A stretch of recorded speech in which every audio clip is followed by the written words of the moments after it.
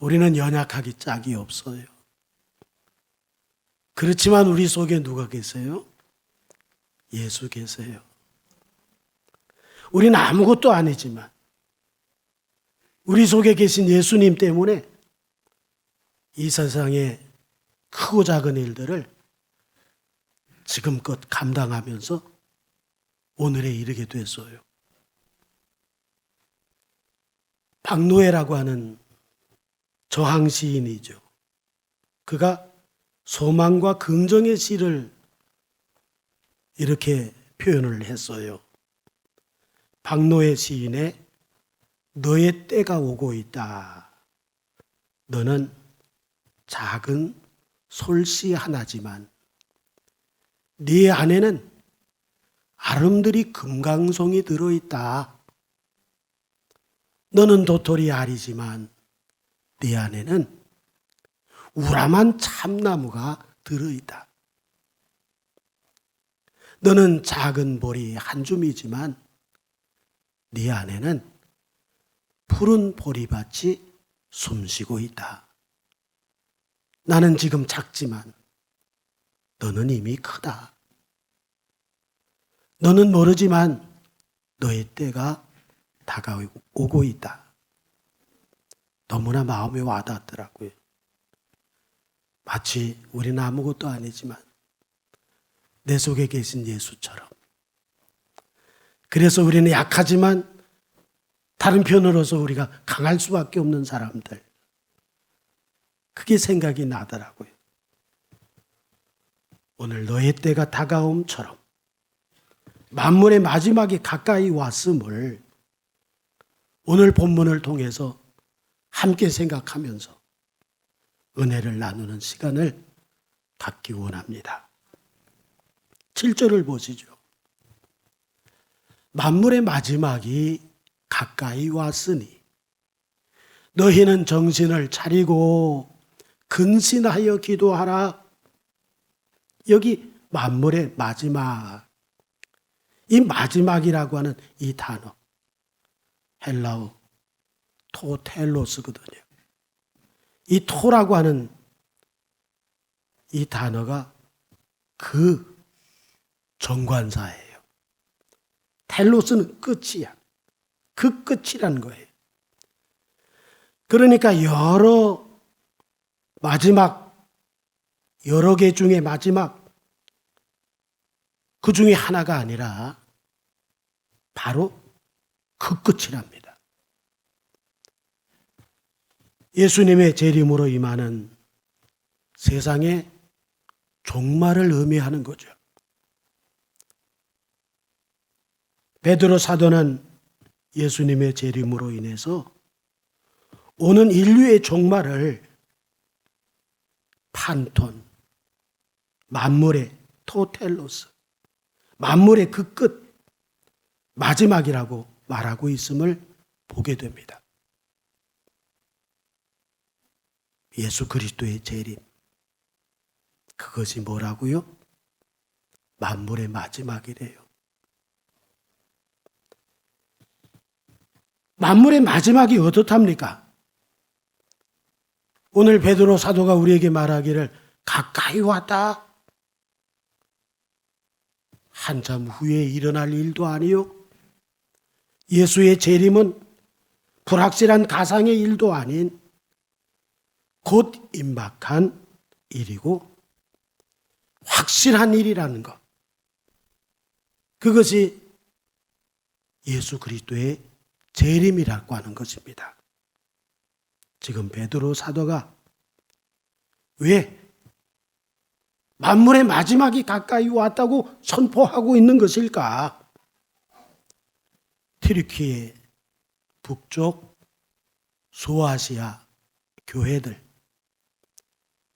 흩어진 디아스포라 신앙인들이 환난과 핍박을 견디면서 눈물로 신앙생활하는 거야.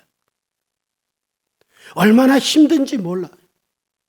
옆에 동료가 순교를 당하고 끌려가고 예수 믿는 것 때문에 엄청난 고통 속에서 살아가고 있을 때 베드로는 만물의 마지막이 가까이 왔어. 예수님의 재림이 가까이 왔어.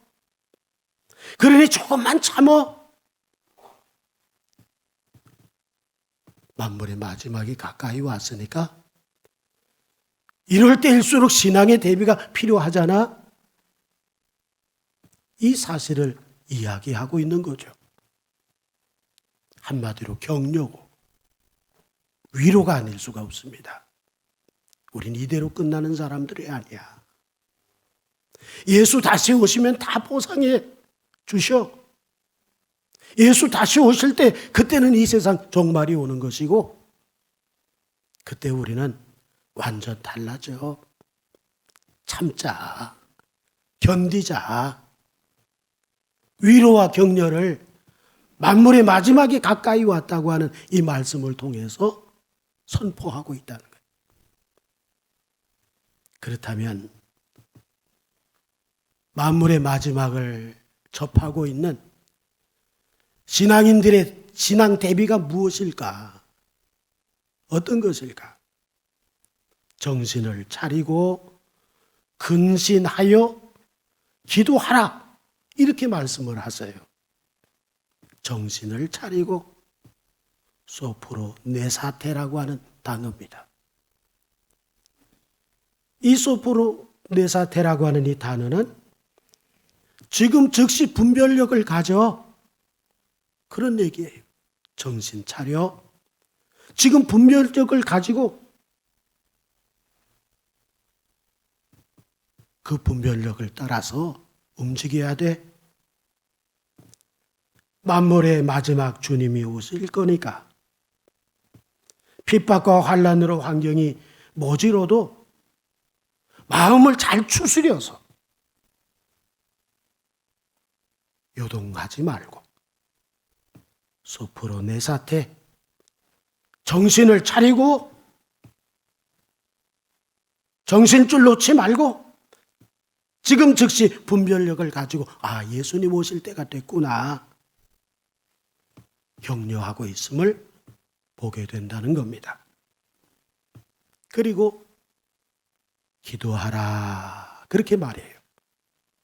에이스 프로슈카스라고 하는 단어인데 실은 기도하기 위하여 그런 해석이에요. 기도하라, 기도하기 위하여 이런 해석이라는 거예요. 근신하여 넵사테라고 하는 단어인데 술 취하지 않으며 정신을 맑게 하며 그런 의미죠. 그러므로 근신하여 기도하라고 하는 말은 어려운 상황에서 기도하기 위하여 정신을 맑게 해야 해. 그런 해석입니다. 노아의 때가 있었잖아요. 전 세계가 불에 잠겨버렸어요. 노아의 8 식구 외에는 산 생명이 없었어요. 롯의 때는 어땠어요? 소돔과 고모라가 이 두 지역에 하나님의 불의 심판이 있었어요. 그리고 지구의 종말, 인류의 종말이죠. 무엇입니까? 예수님의 재림. 우리는 이것을 목전에 두고 있는 거예요. 예수님의 재림 때 희한한 게 뭐냐? 예수님의 재림 때 우리 믿는 자들에게 희한한 게 있어요. 그 희한한 것이 뭐냐? 에이스 프로슈카스 기도하기 위하여 넵사테 정신을 맑게 하라는 말씀을 주시는데 형편을 보니까 신앙생활은 하는데 정신을 맑게 하는 일에 대해서 무관심한 거예요. 많은 성도들이 신앙생활을 하는데 기도하기 위하여 정신을 맑게 하는 일들에 대해서 무관심하더라는 거야. 이게 희한한 일이에요. 88년도 강변 가요제 때 금상을 받고 그녀를 만나기 100m 전이라고 하는 노래로 90년대에 스타 가수가 된 이상우 씨, 그의 간증을 들려드리려고자 합니다. 그는 가수로 성공했기 때문에 굴곡지질 않아. 늘 평안하고 여유롭고 괜찮은 삶을 사는 거예요. 그런데 그가 라디오 프로그램을 진행하다가 자폐증을 앓고 있는 아이의 어머니의 그 전화를 받으면서 그 자폐증이 얼마나 힘들고 어려운지, 그 아이를 데리고 사는 그 부모의 그 마음이 얼마나 찢어지고 힘든지 그걸 느꼈다는 거예요. 자폐아이 이야기를 들으면서 혹 내 아들 승훈이가 그런 건 아닌가? 그런 생각이 미쳐가지고 병원에 가서 진찰을 해보니까 자폐아로 판명이 된 거예요. 하나님이 계시면 내게 어떻게 이런 일이 일어날 수 있습니까? 예수도 안 믿는 사람이 신을 찾으면서 하나님을 원망하는 그런 모습을 보였다는 거죠. 정말 마음이 이루 말할 수 없이 낙심되고 죽을 것 같은 그런 심정을 그가 가지고 힘들어하는 나날을 보낼 때 그의 아내는 아이를 고쳐보기 위해서 백방으로 뛰어다니는 그런 모습을 보이더라는 거죠. 거기서 깨달았대요. 여자는 약하지만 엄마는 참 강하구나. 거기에 비해서 아버지인 나는 아무것도 아니구나 하는 그런 생각을 가지면서 얼마나 어려운지 이 승훈이가 손을 꼭 잡고 다니지 않으면 안 돼. 왜냐하면 차만 오면 뛰어들어가더래. 위험한 순간도 여러 번 맞으면서 너무나 지치고 힘들 때 어느 날 교회 가보면 어떨까? 아내와 이야기 끝에 근처에 큰 교회로 나갔답니다. 예배 전 찬양을 부릅니다. 한 곡을 부르고 두 곡을 부르고 세 곡을 부르는데 네 번째 곡을 부르는데 왜 이렇게 눈물이 쏟아지는지 처음 갔는데 찬양을 들으면서 그냥 눈물이 그냥 샘솟듯 쏟아지는 거야. 나만 그런가? 아내를 쳐다보니까 아내 역시 흐느껴 울고 있더라는 거예요. 이렇게 눈물의 예배를 석 달을 드렸대요. 석 달을 드리면서 하나님을 만나게 되는 거야. 하나님을 만나니까 인생이 달라지더라는 거죠. 술자리는 멀어지고 대신 수요 예배 그리고 금요 예배까지 참석을 하게 되고 교회 봉사도 나서서 하게 되고 무엇보다도 달라진 것은 자폐증을 앓고 있는 승훈이에 대한 생각이 바뀌었대요. 왜 내 가정에 이런 일이 있지? 했던 그 생각이 하나님께서 이 아이를 내 가정에 보내주신 것 뜻이 있어. 그렇게 생각이 바뀌어졌다는 거예요.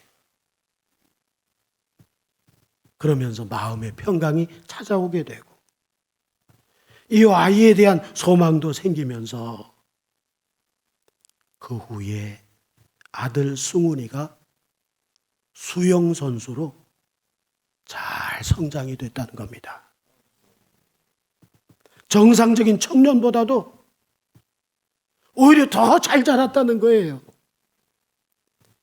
이상우 씨 말입니다. 하나님을 만나니 모든 것이 변하더라.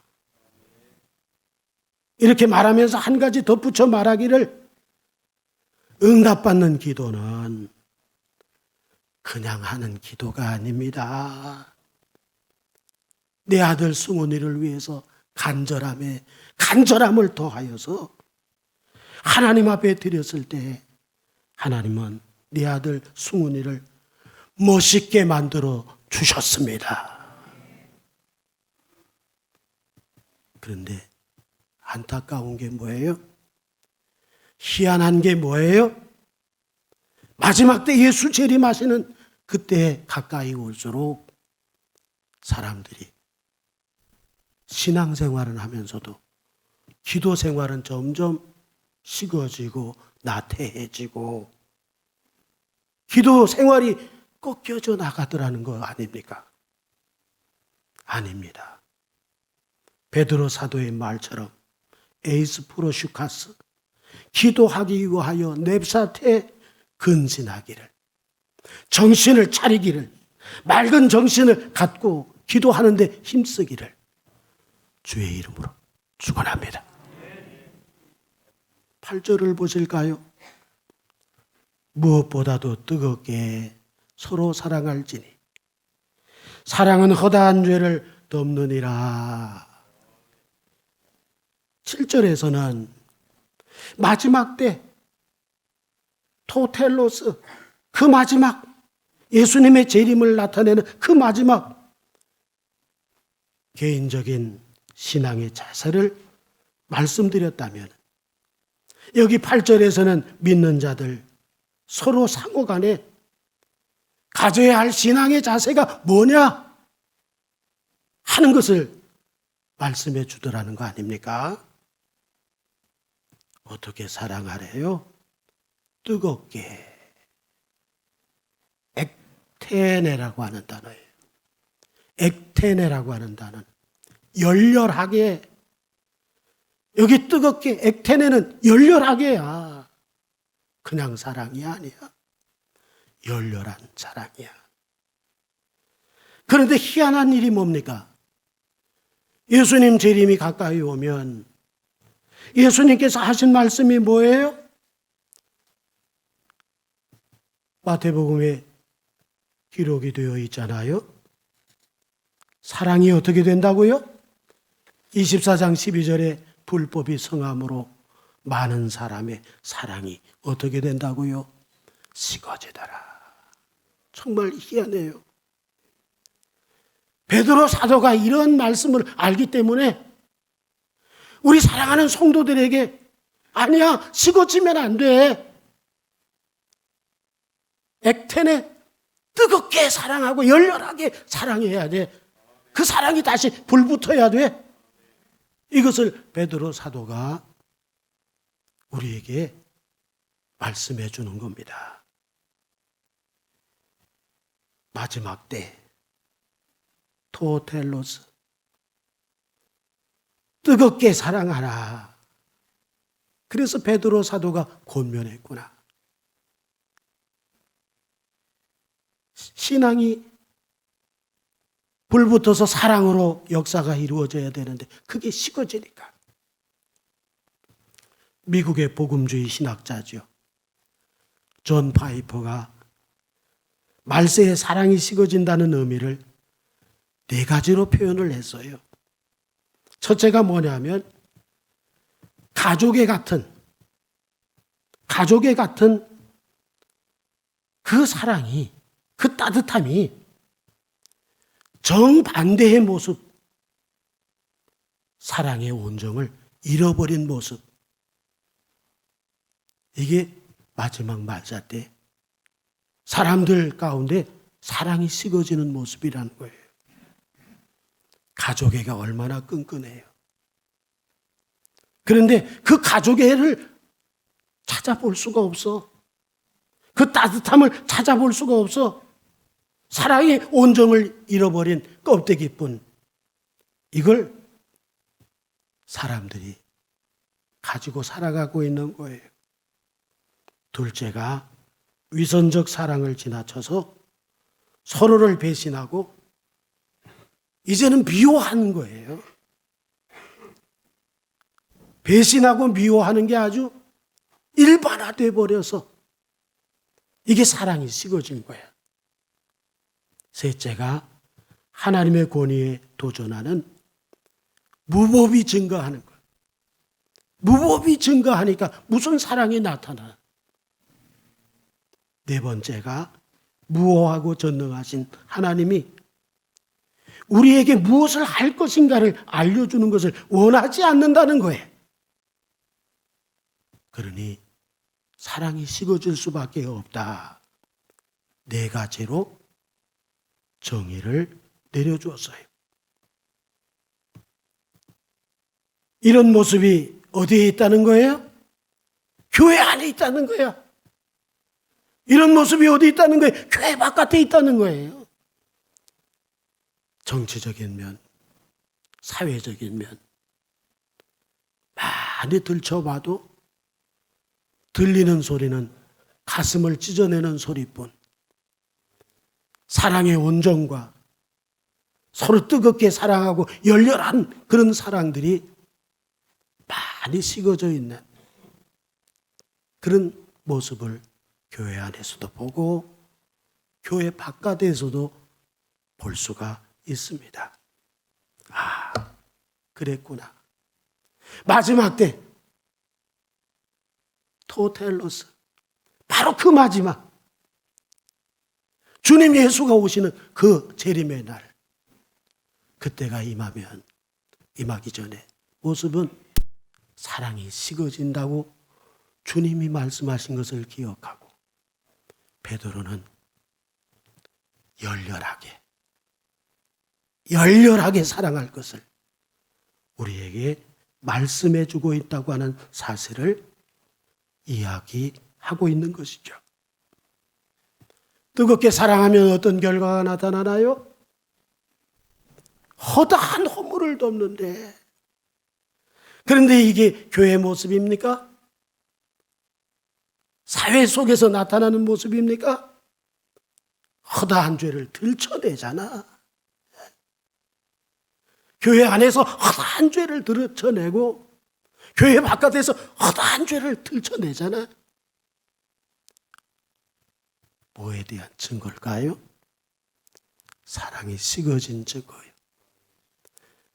이러한 것들이 보여질 때 구름 타고 오시는 예수, 그분이 가까이 임하고 계시는 것을 믿으시기 바랍니다.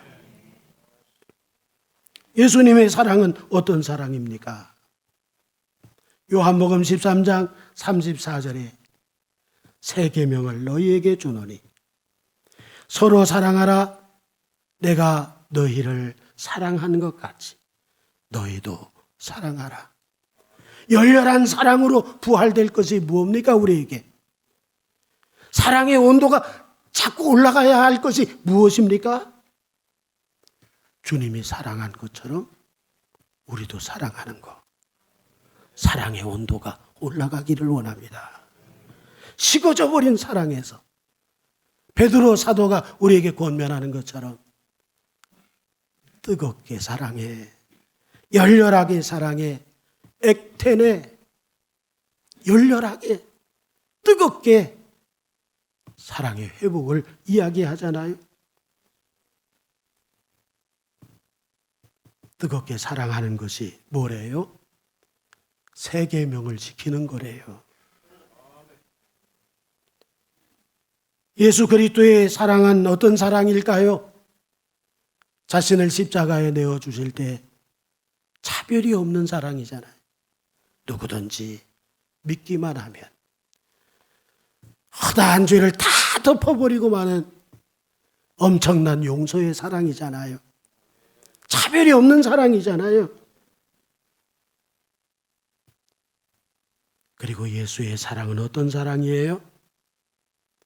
원수까지 사랑하는 그 사랑을 어떻게 보여줬어요? 먼저 사랑으로 보여줬잖아요. 원수가 사랑하기를 기다리고 있었던 그 사랑이 아니잖아요. 예수님의 사랑은 어떤 사랑이에요? 원수를 먼저 사랑한 사랑이야. 우리가 원수 되었을 때 우리가 그의 사랑을 힘입고 믿어 구원에 이르고 하나님의 자녀가 되고 천국에 이르는 백성이 된 것을 믿습니다. 그분이 먼저 사랑한 것처럼, 그분이 차별이 없는 것처럼 우리가 그렇게 사랑하라. 자꾸 세상도 사랑이 식어지고 교회 안에도 사랑이 식어지는데 아니야, 이래서는 안 돼. 사랑이 식어지는 모습을 보니까 뭘 발견하게 돼요? 뭘 깨닫게 돼요? 예수의 재림이 점점 가까이 오고 있구나. 임박하구나. 가까이 왔구나 하는 사실을 깨달을 수밖에 없죠. 로마서 12장 10절에 형제를 사랑하여 서로 우애하고 존경하기를 서로 어떻게 하며? 먼저 하래요. 아무개가 손 내밀기를 기다리지 마세요. 그가 먼저 해주기를, 그렇지 않으면 나는 도무지 마음을 열 수가 없어. 이렇게 작정하지 말고 먼저 사랑해요. 먼저 마음을 여는 거예요. 이게 필요해.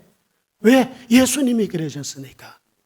우린 연약해서 할 수가 없는 몸뚱아리를 가지고 있지만 그렇게 이루신 예수 그리스도께서 우리 속에 계심을 믿습니다. 예수가 그것을 감당하게 하시잖아요. 내 힘은 안 되지만. 요한복음 13장 35절에 너희가 서로 사랑하면 이로써 모든 사람이 너희가 누군 줄 알겠다? 주님 예수 다시 오실 때 누구 찾아요? 보배를 찾아. 예수 제대로 믿는 제자를 찾아. 틀림받는 역사가 있기를 주의 이름으로 축원합니다. 마지막 9절로 11절을 보시자고요. 서로 대접하기를 원망 없이 하고 각각 은사를 받은 대로 하나님의 여러 가지 은혜를 맡은 선한 청지기 같이 서로 봉사하라. 만일 누가 말하려면 하나님의 말씀을 하는 것 같이 하고, 누가 봉사하라면 하나님이 공급하시는 힘으로 하는 것 같이 하라. 이는 범사에 예수 그리스도로 말미암아 하나님이 영광을 받으시게 하려 함이니. 여기 대접하래요. 필록세노스라고 하는 단어거든요. 필로스는 형제 사랑이잖아요. 나그네를 뜻하는 크세노스가 이 두 단어가 합쳐가지고 필록세노스야. 대접하기를, 그런 단어가 된 거예요. 당시 초대교회는 누구를 대접하는 것이, 형제를 대접하는 것이 그렇게 쉬운 환경이 아니야. 다들 예수 믿는 것 때문에 직장도 잃고 가족에서부터 버림을 받고 사회 속에서 핍박을 받고 돈을 모으면서 산다는 건 있을 수가 없어. 다들 어려워. 그런 속에서 살면서 형제를 대접한다는 거, 이거 쉬운 일이 아니에요. 처음에는 하겠죠. 하다 보면 나도 어려운데, 나도 힘든데 뭐가 터져 나올까요? 원망이 터져 나온다는 거예요. 원망 없이 해. 이렇게 말하잖아요. 원망 없이. 왜 원망 없이 할까요? 그 이유를 예수께서 말씀하셨잖아요. 마태복음 25장 40절에 임금이 대답하여 이르시되 내가 진실로 너희에게 이르노니 너희가 여기 내 형제 중 지극히 작은 자 하나에게 한 것이 누구에게 한 거다? 주님 예수 그리스도에게 한 것이다. 우리는 그래서 원망 없이 해야 하는 거야. 45절에 연거푸 나오잖아요. 45절에 이에 임금이 대답하여 이르시되 내가 진실로 너희에게 이르노니 이 지극히 작은 자 하나에게 하지 아니한 것이 곧 나에게 하지 아니한 것이니라 하시니라. 우리 원망 없이 주의 일을 해야 하는데, 섬겨야 되는데 궁극적으로는 누가 받으시니까? 하나님이 받으시니까, 주님이 받으시니까. 우리는 누굽니까? 우리는 청직입니다. 청직이란 집을 관리하는 사람이 청직이야. 우리는 무엇을 가졌습니까? 우리는 은사를 가졌습니다. 우리에게 무엇이 임했습니까? 은혜가 임했습니다. 은사는 카리스마야. 은혜는 카리스야. 이 두 가지를 다 주셨어요. 일하라고, 일 감당하라고, 교회 일하라고, 주의 일하라고. 우리에게 카리스마도 주시고 카리스도 주셨어요. 은사도 주시고 은혜도 주셨어요. 목적이 뭡니까? 오늘 보니까 하나님의 영광을 위하여. 우리의 최종적인 목적은 뭐냐면 나 잘 살고 잘 먹기 위해서가 아니야. 우리의 삶은 주님이 오실 때 부끄럽지 않도록 그저 나의 배만 부르다가 주님 앞에 서는 그런 부끄러운 그런 모습이 아니라 정말 내게 주신 카리스마, 내게 주신 카리스를 가지고 오로지 하나님의 영광만을 위해서 산다면 주님 다시 오실 때 뭐가 일어날까요? 반전이 일어나는 거야. 우리가 그렇게 행하면 들림받는 역사가 일어날 거고, 그렇게 하지 못한 자는 슬피 울면서 내가 왜 그렇게 살지 못했을까? 이런 일들이 벌어지는 것을 기억하면서 우리 마지막 때 정말 신앙의 아름다운 모습을 가질 수 있기를 주의 이름으로 축원합니다. 기도하겠습니다. 걸어가신